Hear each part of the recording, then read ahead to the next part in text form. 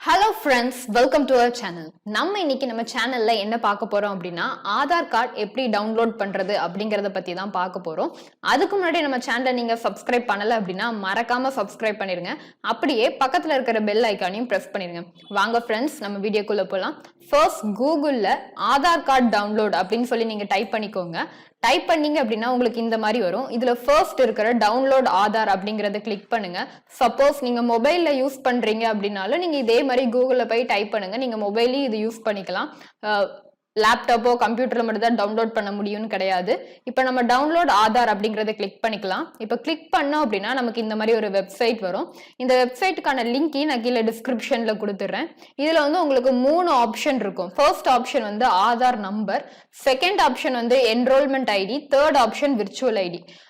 ஆதார் நம்பருங்கிறது எப்பவுமே மாறாது. நீங்க எத்தனை வாட்டி என்ன கரெக்ஷன் பண்ணாலும் சரி, நீங்க மொபைல் நம்பர் அப்டேட் பண்ணாலும் சரி, ஆதார் நம்பர் மாறாது. ஸோ நீங்க உங்க ஆதார் நம்பர் வச்சிருக்கீங்க அப்படின்னா அந்த ஆதார் நம்பர்ல டைப் பண்ணிட்டு நீங்க கேப்டாச்சி கொடுத்தீங்க அப்படின்னா நீங்க ரிஜிஸ்டர் பண்ண மொபைலுக்கு ஒரு ஓடிபி வரும்.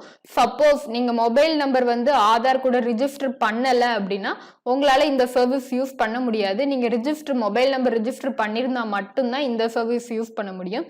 அதுக்கு அடுத்தது பாத்தீங்க அப்படின்னா என்ரோல்மெண்ட் ஐடி அப்படிங்கிறது வேற ஒன்றும் இல்லை.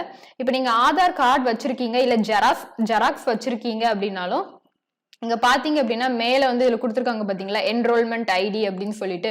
இது வந்து நீங்க சப்போஸ் ஆதார் கார்டு வந்து நிறைய பேர் இதுல கட் பண்ணி லேமினேட் பண்ணிருப்பாங்க. அந்த மாதிரி லேமினேட் பண்ணிருந்தீங்க அப்படின்னா உங்களுக்கு அந்த ஐடி இருக்காது.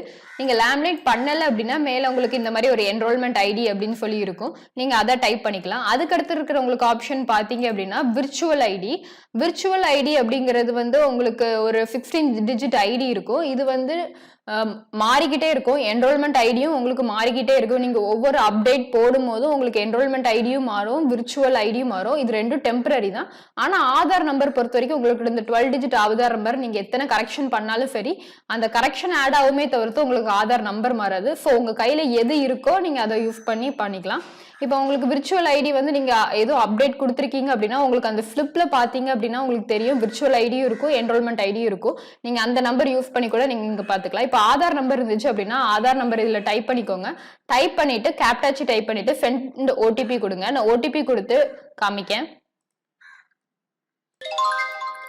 இப்ப பாத்தீங்க அப்படின்னா நான் உங்களுக்கு வந்து கேப்டாச்சி டைப் பண்ணிட்டு சென்ட் ஓடிபி கொடுத்துட்டேன். எனக்கு சென்ட் ஓடிபி கொடுக்கும்போது இங்க ஆப்ஷன் கேக்கு. அதாவது என்ன கேக்கு அப்படின்னா ஃபர்ஸ்ட் இது செலக்ட் ஆகிருக்காது. மாஸ்க்டு ஆதார் அப்படின்னா நீங்க சப்போஸ் ஏதாவது அட்ரஸ் ப்ரூஃப்காகவோ இல்லைன்னா டேட் ஆஃப் பர்த் ப்ரூஃப்காகவோ உங்க ஆதாரை நீங்க சப்மிட் பண்றீங்க அப்படின்னா உங்களுடைய ஆதார் நம்பர் அதுல மெயின் கிடையாது. உங்களுக்கு வந்து ஆதார்ல இதுதான் இருக்கு அப்படின்னு சொல்லி காமிச்சா போதும், அப்படித்தானே? ஸோ இப்போ கவர்மெண்ட் வெரிஃபிகேஷனா லாஸ்ட் 4 டிஜிட் இருந்தா போதும். ஸோ மாஸ்க்டு ஆதார் அப்படின்னா உங்களுடைய லாஸ்ட் 4 டிஜிட் ஆதார் மட்டும்தான் தெரியும். அதுக்கு முன்னாடி உள்ள இது எதுவுமே தெரியாது, நம்பர்ஸ் எதுவுமே தெரியாது. உங்களுக்கு அந்த மாதிரி வேணும் அப்படின்னா நீங்க வந்து இதுல வந்து ஒரு கிளிக் கொடுத்தீங்க அப்படின்னா உங்களுக்கு மாஸ்க்டு ஆதாரா டவுன்லோட் ஆகும்.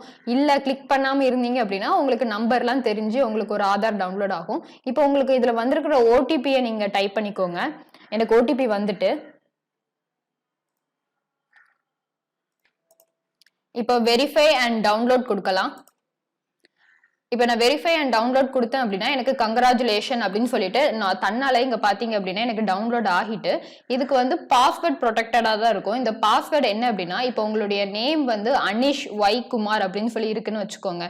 இப்போ அனிஷ்ங்கிறதுல வந்து ANIS முதல் 4 டிஜிட் உங்களுடைய நேம் உடைய முதல் 4 எழுத்து கேபிட்டல் லெட்டர்லையும் உங்களுடைய பிறந்த இயர் என்ன, நீங்க எந்த வருஷம் பிறந்திருந்தீங்க அப்படின்னா இப்போ 1989ல பிறந்திருக்கீங்க அப்படின்னா அந்த 1989 இதை நீங்க பாஸ்வேர்டா இந்த 8 டிஜிட் பாஸ்வேர்டா நீங்க டைப் பண்ணீங்க அப்படின்னா தான் உங்களுக்கு அந்த PDF ஓபன் ஆகும். இல்லைன்னா அந்த PDF உங்களுக்கு ஓபன் ஆகாது.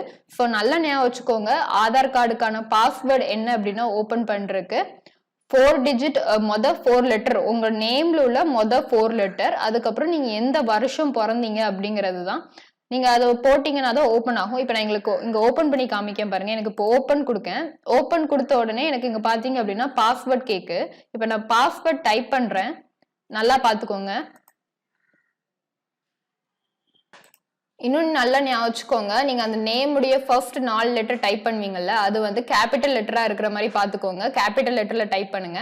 இப்போ நான் வந்து டைப் பண்ணிட்டு இங்க சப்மிட் கொடுக்கேன். இப்போ எனக்கு சப்மிட் கொடுத்தேன்னா பார்த்தீங்க அப்படின்னா எனக்கு வந்து என்னுடைய ஆதார் வந்து எனக்கு வந்துடுச்சு. இப்போ இந்த ஆதார்ல பார்த்தீங்க அப்படின்னாலே உங்களுக்கு தெரியும், இதில் வந்து ஒரு கொஸ்டின் மார்க் இருக்கு. இதே இது இப்போ நான் ஆடோப்ல ஓப்பன் பண்ணேன் அப்படின்னா எனக்கு இந்த கொஸ்டின் மார்க் ரிமூவ் ஆயிடும். இந்த கொஸ்டின் மார்க் இருந்துச்சு அப்படின்னா ஆதார் வேலிட் இல்லை அப்படின்னு சொல்லி நினைக்காதீங்க.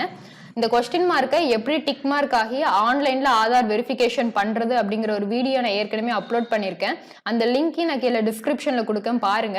அப்படி இல்லை அப்படின்னா இந்த ஆதாரை நீங்க டைரக்டா பாஸ்போர்ட் கொடுத்து ஆடோப் வச்சிருக்கீங்க அப்படின்னா அதுல ஓபன் பண்ணீங்க அப்படின்னா ஆட்டோமேட்டிக்காவே அதுல வந்து இந்த ஃபைன் வெரிஃபைட் ஆகிரும்.